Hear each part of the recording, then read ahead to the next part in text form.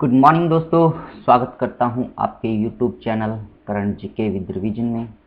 आज अपने बात कर रहे हैं 19 अप्रैल से 20 अप्रैल के जो भी आपके मोस्ट इम्पॉर्टेंट क्वेश्चन हैं उन सभी के रिवीजन के बारे में। और ये जो आपका रिवीजन होगा वो आपका जो भी क्वेश्चंस है उनका वन लाइनर फॉर्म में रहेगा। सबसे पहले अपने बात करते हैं फर्स्ट क्वेश्चन के बारे में। और उधर आगे बढ़ने से पहले बात करते हैं, यदि आप लोगों को ये वीडियो पसंद आए तो आप इसे लाइक कीजिएगा और अपने दोस्तों के साथ इसको शेयर भी आप ज़रूर कीजिएगा। और जो भी पर्सन फर्स्ट टाइम इस चैनल को देख रहे हैं, चैनल को आप सब्सक्राइब कीजिएगा, साथ में जो बेल आइकन दिया उसको भी आप प्रेस कीजिएगा। बात करते हैं सबसे पहले फर्स्ट क्वेश्चन के बारे में। विजडन क्रिकेटर्स 2021 से कितने खिलाड़ियों को सम्मानित किया जाएगा? इसका राइट आंसर है 5 प्लेयर्स को सम्मानित किया जाएगा। एवरी ईयर विजडन क्रिकेटर्स की तरफ से 5 खिलाड़ियों को सम्मानित किया जा रहा है। इस बार जो खिलाड़ी सम्मानित किए जा रहे हैं वो है वेस्ट इंडीज़ के जेसन होल्डर, फिर बात करते हैं पाकिस्तान के मोहम्मद रिजवान, फिर है इंग्लैंड के डॉम सिबली, इसी तरह से 4th नंबर पे इंग्लैंड के ही जैक क्रावली और इंग्लैंड के ही है डैरेन स्टीवंस। ये 5 प्लेयर्स हैं जिनको Wisden cricketers of the year 2021 के लिए चुना गया है। फिर अपने बात करते हैं विजडन क्रिकेटर्स के बारे में। बेसिकली ये एक पत्रिका है जिसे बाइबल ऑफ क्रिकेट के नाम से भी जाना जाता है, जिसकी जो स्थापना हुई थी वो 1864 के अंदर सबसे पहले हुई थी। और इसका जो हेड क्वार्टर है वो लंदन इंग्लैंड के अंदर प्रेजेंट है। इस बार जो डिकेड ऑफ द क्रिकेटर चुना गया वो भारत के कैप्टन विराट कोहली को चुना गया है। इसी तरह से यदि अपने बात करते हैं leading cricketer of the year का जो अवार्ड है वो इंग्लैंड के बेन स्टोक्स को प्रोवाइड करवाया गया। इनको ये जो प्राइज़ है कंटिन्यूसली सेकेंड ईयर प्रोवाइड करवाया गया है। इसी तरह से leading women's cricketer in the world का जो सम्मान दिया गया है वो बेथी मुनी को दिया गया है। इसी तरह से T20 क्रिकेट के लिए leading T20 cricketer in the world का जो सम्मान दिया गया वो कायरन पोलार्ड को दिया गया है। ये कुछ फैक्ट्स थे विजडन क्रिकेटर्स के बारे में। अब अपने बात कर रहे हैं क्वेश्चन नंबर 2 के बारे में। अफगानिस्तान से किस देश ने अपनी सेना को पीछे हटा रहा है?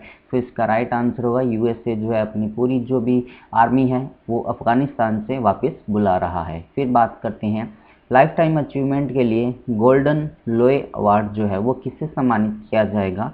राइट आंसर होगा इटली के रॉबर्ट बैंजनी को इस अवार्ड से सम्मानित किया जाएगा। और इटली के ही जो सिटी है वेनिस, इस सिटी के अंदर जो 78th नंबर का इंटरनेशनल फिल्म फेस्टिवल होगा वहां पर इसका आयोजन किया जाएगा और इसी के तहत इनको इस अवार्ड से सम्मानित किया जाएगा। रॉबर्ट बैंजनी जो है बेसिकली एक फिल्म प्रोड्यूसर है और एक कॉमेडियन एक्टर भी है। फिर बात कर रहे हैं नेक्स्ट की, भारत और किर्गिस्तान के बीच में जो सैन्य अभ्यास हो रहा है उसका नाम क्या है और ये कहाँ पर आयोजित इसका किया जा रहा है? इसका राइट आंसर है खंजर जो सैन्य अभ्यास है इसका नाम है। और इसका जो आयोजन किया जा रहा है वो किर्गिस्तान की जो कैपिटल है बिशेक, वहाँ पर लगभग 15 डेज़ का ये एक मिलिट्री एक्सरसाइज है जिसका आयोजन वहाँ पर किया जा रहा है। फिर अपने बात कर रहे हैं 17 अप्रैल को कौन सा डे पर्टिकुलर हर वर्ष मनाया जाता है? इसका राइट आंसर होगा विश्व हीमोफीलिया दिवस जो है वो इस दिन मनाया जाता है।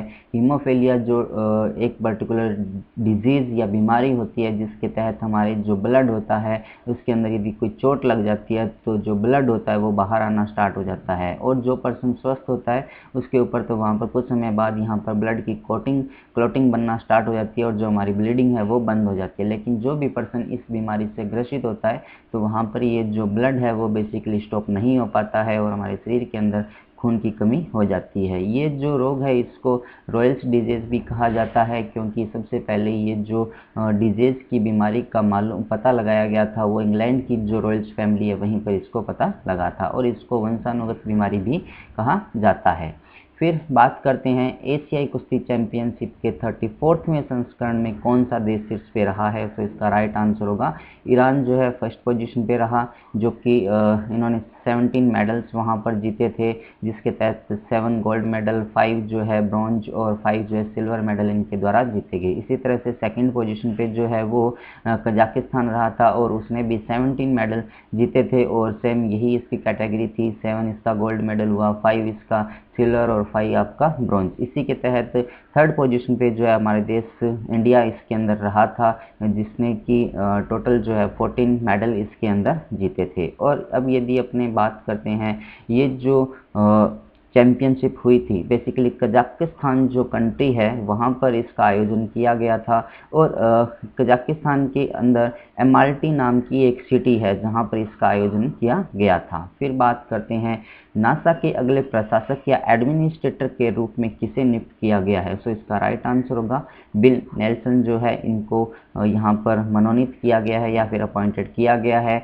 और यदि अपने बात करते हैं नासा के बारे में तो सबसे पहले आप लोग मुझे कमेंट्स के अंदर आंसर बताएंगे कि जो नासा होती है बेसिकली इसका फुल फॉर्म क्या होता है। अब अपने बात करते हैं, इसकी जो स्थापना हुई थी वो 1958 के अंदर हुई थी और हमारे देश के इंडिया के अंदर जो 1958 के अंदर जो स्थापना हुई थी वो DRDO की हुई थी। इससे रिलेटेड आप लिंक करके इसको याद रखिए तो ये आपका याद रह जाएगा। फिर अपने बात करते हैं इसका जो हेड क्वार्टर है वो कहाँ पर प्रेजेंट है, इसका आंसर भी आप लोग मुझे कमेंट्स के अंदर बताएंगे। सो इसी क्वेश्चन के अंदर आपके पास टोटल 2 क्वेश्चन है जिनका आंसर आप लोग मुझे कमेंट्स में बताएंगे और जो भी पर्सन मुझे इसका आंसर कमेंट्स में बताएगा उसका जो नाम है वो नेक्स्ट वीडियो के अंदर विद फोटो जो है पब्लिश किया जाएगा। फिर अपने बात करते हैं नेक्स्ट क्वेश्चन की, टेक्नो का भारतीय ब्रांड एम्बेसडर किसे नियुक्त किया गया। सो इसका राइट आंसर होगा जो बॉलीवुड एक्टर है आयुष्मान खुराना, उनको जो है ब्रांड एम्बेसडर नियुक्त किया गया। टेक्नो जो है बेसिकली एक मोबाइल फ़ोन से रिलेटेड कंपनी है जो कि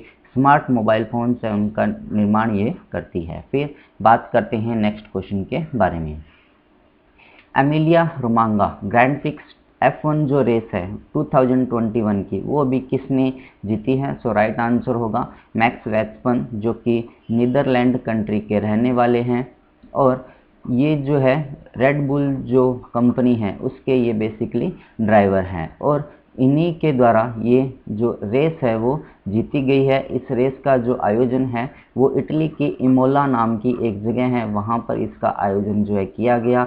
ये इस वर्ष की दूसरे नंबर की F1 ग्रैंड रेस है और इससे पहले जो फर्स्ट रेस हुई थी वो बहरीन के अंदर आयोजित हुई थी और जिसको जो है जो 7 टाइम के वर्ल्ड चैम्पियंस है उनके द्वारा जीती गई है और उनका नाम जो है लेविस हैमिल्टन है जो कि मर्सिडीज के ड्राइवर हैं। फिर बात करते हैं हेनले पासपोर्ट इंडेक्स 2021 में किस देश ने टॉप किया है। सो राइट आंसर होगा जापान कंट्री है। ये लास्ट ईयर भी 2020 के अंदर जब ये रिपोर्ट आई थी इंडेक्स आया था उसके अंदर भी जापान ने टॉप किया था।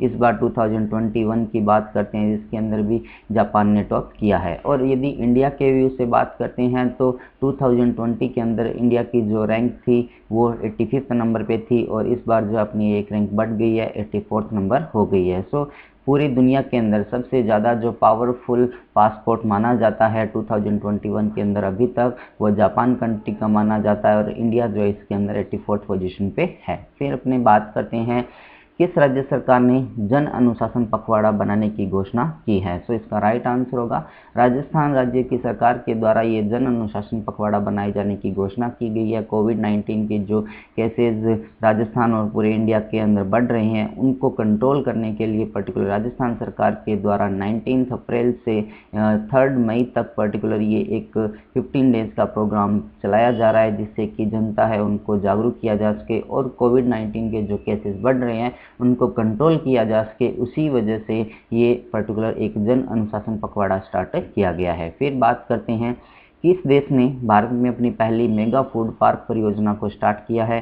सो इटली जो कंट्री है उसके द्वारा भारत के गुजरात के महसाणा के अंदर एक मेगा फूड पार्क जो है उसका उद्घाटन यहाँ पर किया गया है। फिर अपने बात कर रहे हैं प्रत्येक वर्ष 19 अप्रैल को कौन सा दिवस मनाया जाता है। सो इसका राइट आंसर होगा वर्ल्ड लिवर डे। इस दिन मनाया जाता है। अब यदि अपने बात करते हैं लिवर की, तो लिवर जो है हमारे शरीर का एक महत्वपूर्ण अंग माना जाता है और ये हमारे शरीर का सबसे भारी और सबसे बड़ा जो इंटरनल अंग माना जाता है, या फिर इसको अपने एक्सोक्राइन जो सिस्टम होता है, जो बहिस्रावी ग्रंथि जिसको अपने कहते हैं, वो सबसे बड़ी यही है, एक्सोक्राइन ग्लैंड इसको माना जाता है, जो कि पर्टिकुलर अपने बाइल जो जूस होता है उसको ये प्रोड्यूस करता है। और बाइल जूस का जो कलर होता है वो ग्रीन, हल्का ग्रीन कलर का होता है, जो कि बिलिवर्डिन जो पिगमेंट होता है उसकी वजह से होता है। और ये जो जूस का निर्माण होता है तो इसका मुख्य उद्देश्य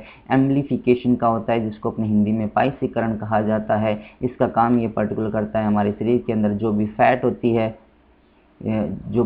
होती है उसको छोटे छोटे टुकड़ों में तोड़ने का काम जो है ये बाइल जूस करता है, जिसको एम्प्लीफिकेशन या फिर पाइसीकरण कहा जाता है। फिर बात करते हैं क्रिसमस पिग उपन्यास की जो लेखिका है वो कौन है। सो राइट आंसर होगा जेके राउलिंग जो है इस पुस्तक जो उपन्यास है उसकी लेखिका है। और इनके द्वारा एक काफ़ी फेमस पुस्तक लिखी गई है या फिर नोवेल इससे पहले लिखा गया है, जिसके ऊपर एक बहुत ही फेमस मूवी का निर्माण किया जाता है और अभी तक शायद उसके 7 से 8 जो पार्ट भी आ चुके हैं। उस मूवी का नाम आप लोग मुझे कमेंट्स के अंदर बता सकते हैं। यदि मैं आपको हिंट दूं तो इसके अंदर मूवी के अंदर बेसिकली आप यदि बात करते हैं तो एक ब्रूम आप बना सकते हो और ब्रूम के ऊपर कुछ वुमेन्स या फिर कोई भी प्लेयर है जो इसके ऊपर बैठते हैं और गेम भी वहाँ पर आयोजित किए जाते हैं। सो ये हिंट आपको दिया गया है, इस मूवी का नाम आप लोग मुझे बता सकते हैं। फिर बात करते हैं ऑक्सीजन की आपूर्ति के लिए रेलवे द्वारा शुरू की गई नई ट्रेन का जो नाम है वो क्या रखा गया है। तो ऑक्सीजन एक्सप्रेस इस ट्रेन का नाम रखा गया है।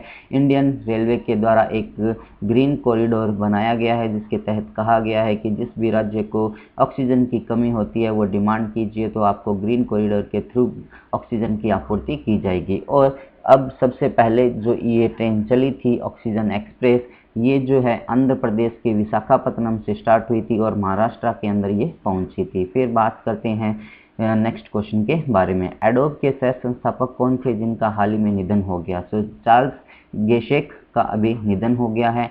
एडोब की यदि अपने बात करते हैं तो आप लोग नाम सुना होगा पीडीएफ के बारे में या फिर एडोब रीडर के बारे में, उसी की अपने बात कर रहे हैं। जिस कंपनी को बनाया था एडोब को, उसके सह संस्थापक हैं चार्ल्स गेश के, जिन्होंने कि 1982 के अंदर वार्नेक के साथ मिलकर इस कंपनी को बनाया था। और अभी जो इसका हेडक्वार्टर है वो कैलिफोर्निया के अंदर प्रेजेंट है। अब अपने बात करते हैं नेक्स्ट क्वेश्चन के बारे में।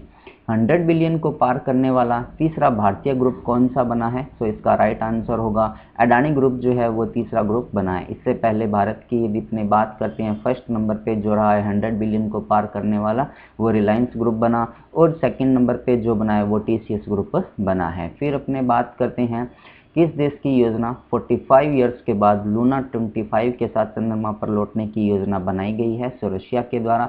इससे पहले 1976 के दौरान रशिया के द्वारा ही लूना 24 को लॉन्च किया गया था और वहां पर चंद्र अभियान इनके द्वारा लॉन्च किया गया था। अब अपनी बात करते हैं किस वर्ष तक पंजाब राज्य हर घर जल का जो लक्ष्य है, टारगेट है, वो प्राप्त कर लेगा। सो पंजाब राज्य के द्वारा 2022 तक ये जो लक्ष्य रखा गया है उसको हासिल कर लिया जाएगा।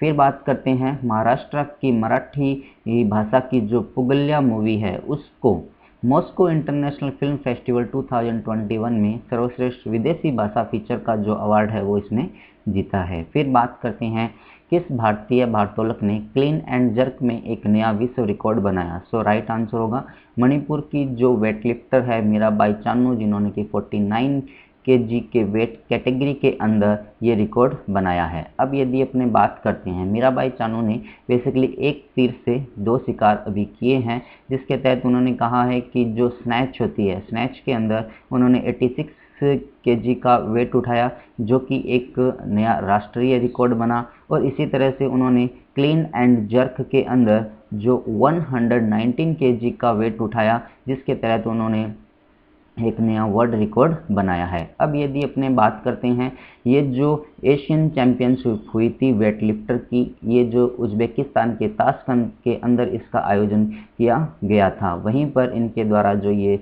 2 नए रिकॉर्ड है वो बनाए गए हैं। फिर बात करते हैं, किस राष्ट्र ने भारत को अपनी यात्रा की रेड सूची के अंदर या लाल सूची में रखा है? तो इसका राइट आंसर होगा यूनाइटेड किंगडम के द्वारा भारत के तरफ से जो भी ट्रैवलिंग हो रही है उनको रेड सूची या डेंजर सूची के अंदर रखा है, क्योंकि जो भी कोविड-19 के केसेस है इंडिया में अब भयंकर रूप से बढ़ रहे हैं, उसी को देखते हुए ये निर्णय यूके गवर्नमेंट के द्वारा लिया गया है। फिर बात करते हैं, डीसीबी बैंक के नए एमडी एंड सीईओ के रूप में रीअपॉइंटेड किसे किया गया है? सो मुरली नटराजन जी को सिलेक्ट किया गया है। डीसीबी बैंक की बात करते हैं तो 1930 के अंदर इस बैंक की स्थापना हुई थी और इसका जो हेडक्वार्टर है वो मुंबई महाराष्ट्र के अंदर प्रेजेंट है। फिर अपने बात कर रहे हैं नेक्स्ट क्वेश्चन के बारे में।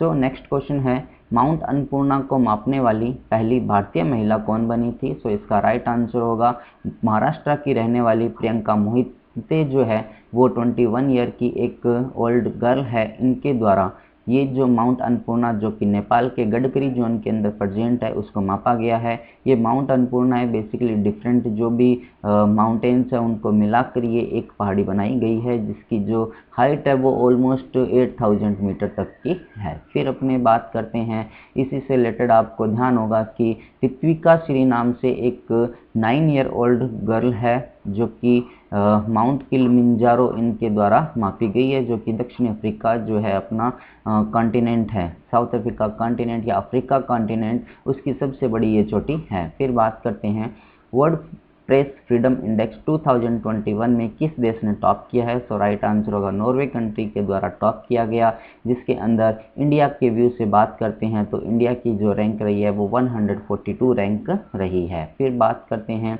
हाल ही में किस राज्य के मुख्यमंत्री ने जगन्ना विद्या दिवेना योजना जो है कुछ में पहले स्टार्ट की थी और अभी इसकी पहली जो किस्त है वो जारी की गई है? सो आंध्र प्रदेश के मुख्यमंत्री जगन मोहन रेड्डी जी के द्वारा अब 672 या 672 करोड़ रुपीस की एक सहायता प्रोवाइड की गई है। फर्स्ट किस्त जो है जारी की गई, जिसके तहत आंध्र प्रदेश के अंदर जो भी बच्चे पढ़ रहे हैं उनकी जो फीस है उनकी किस्त के रूप में ये लॉन्च भी किया गया है। फिर बात करते हैं, किस ग्रह पर नासा ने अपने छोटे इनग्यूनिटी हेलीकॉप्टर जो है उसको सफलतापूर्वक वहां पर उतारा या फिर वहां पर कंट्रोल जो है नासा के द्वारा किया गया है? सो इसका राइट आंसर होगा मंगल ग्रह पर ये उतारा गया है, जहां पर नासा के द्वारा इस इनग्यूनिटी हेलीकॉप्टर को वहां पर पहले लैंड उड़ाया गया, टेक ऑफ कराया गया, फिर इसको लैंड करवाया गया और कुछ तरह से कुछ टाइम तक उसको वहां पर फ्लाई भी करवाया गया। सो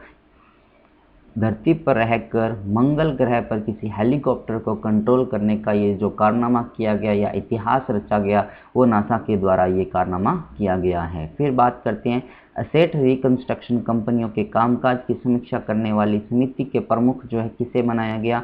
सो सुदर्शन सेन को बनाया गया है। असेट रिकंस्ट्रक्शन जो कंपनी होती है बेसिकली एक फाइनेंस इंस्टीट्यूशन होता है जो कि जो भी हमारे एनपीए होते हैं या फिर जो बैड लोन होते हैं उनको होने से बचाने के लिए पर्टिकुलर इनकी मुख्य भूमिका निभाई जाती है।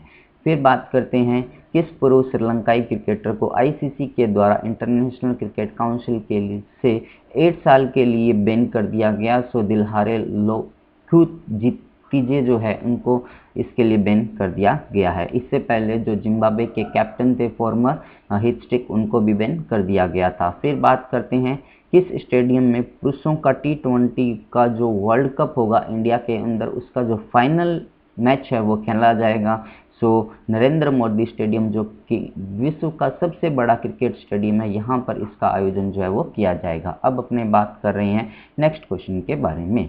सो भारत के 68वें शतरंज के ग्रैंड मास्टर अभी कौन बने हैं? तो तमिलनाडु के रहने वाले अर्जुन कल्याण जो है वो ग्रैंड मास्टर बने हैं। 67वें नंबर के ग्रैंड मास्टर की यदि अपने बात करते हैं तो ये गोवा के रहने वाले हैं और इनका नाम जो है आप लोग मुझे कमेंट्स के अंदर बताएंगे।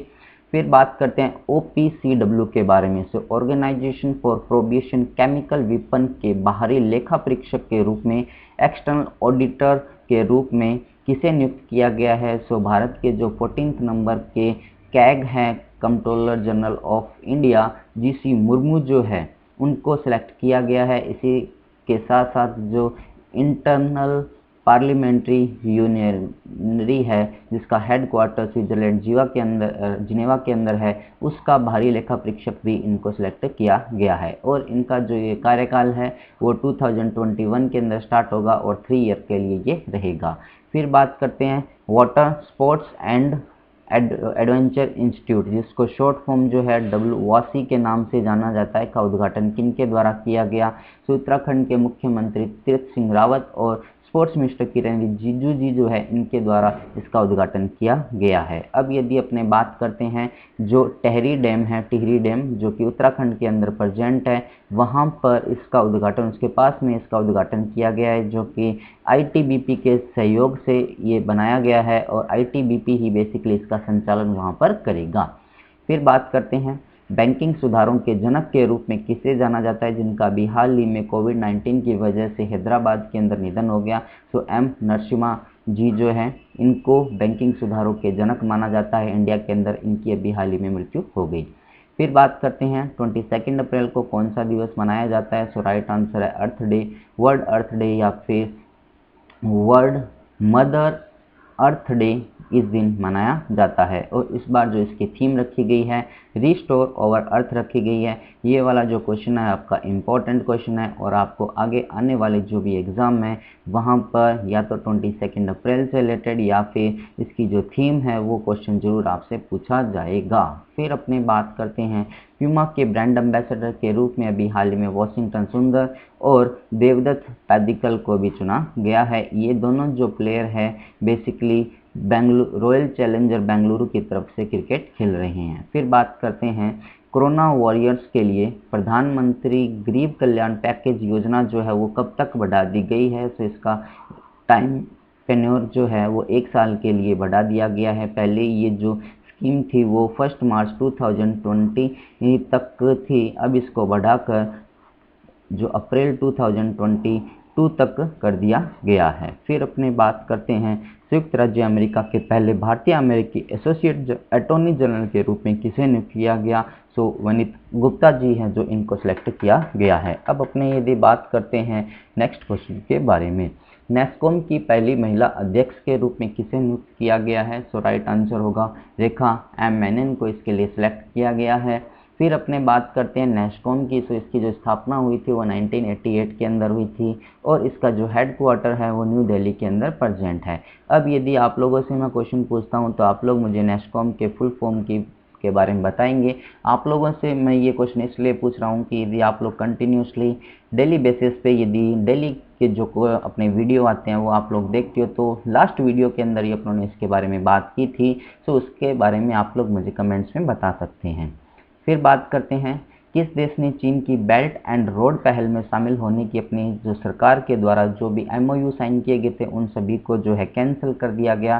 सो ऑस्ट्रेलिया के द्वारा ये कैंसिल कर दिया गया है। फिर बात करते हैं उत्तर प्रदेश राज्य की सरकार के द्वारा उन व्यक्तियों पर राष्ट्रीय सुरक्षा अधिनियम और गैंगस्टर अधिनियम लगाया जा रहा है जो भी नेसेसरी चीज़ें हैं, जैसे कि अपना ऑक्सीजन हुआ, मेडिसिन से रिलेटेड कोई भी योजना हुई या फिर कोई भी सामग्री हुई या फिर जो भी कालाबाजारी कर रहे हैं उन सभी के ऊपर पर्टिकुलर ये अधिनियम लगाए जाने की घोषणा उत्तर प्रदेश राज्य सरकार के द्वारा की गई है। फिर बात करते हैं पद्म पुरस्कार या फिर पद्म विभूषण से सम्मानित जो मौलाना वाहिदुद्दीन जी हैं इनको अभी मृत्यु हो गई है। फिर बात करते हैं 2021 एनर्जी ट्रांजैक्शन इंडेक्स के अंदर जो है स्वीडन कंट्री के अंदर टॉप किया और इंडिया की जो रैंक रही थी वो इसके अंदर 84th रैंक रही है। और पासपोर्ट जो हेनली इंडेक्स आया था उसके अंदर भी इंडिया की जो रैंक है वो 84th रही थी। फिर बात करते हैं उस रोवर का नाम क्या है जिसने पहली बार मंगल ग्रह पर ऑक्सीजन उत्पन्न की है या फिर उसका निर्माण किया है? सो नासा के द्वारा जो परसेवरेंस नाम का रोवर वहाँ पर लॉन्च किया गया था उसके द्वारा ही ये ऑक्सीजन वहाँ पर बनाई गई है। फिर बात करते हैं कौन से शहरी सहकारी बैंक समिति के लाइसेंस को RBI के द्वारा रद्द कर दिया गया? सो भाग्योदय फ्रेंड्स अर्बन कोऑपरेटिव जो बैंक है उसको अभी लाइसेंस को RBI के द्वारा रद्द कर दिया गया है। सो ये था आज का वीडियो। यदि आप लोगों को वीडियो पसंद आया हो तो आप इसे लाइक कीजिएगा एंड आप इसे शेयर भी ज़रूर कीजिएगा। जो भी पर्सन इस चैनल को फर्स्ट टाइम देख रहे हैं, चैनल को आप सब्सक्राइब कीजिए, पास में जो बेल आइकन दिया हुआ है उसको भी आप प्रेस कीजिएगा। At the last, thanks for watching. Thank you so much. Keep smiling. Have a nice day.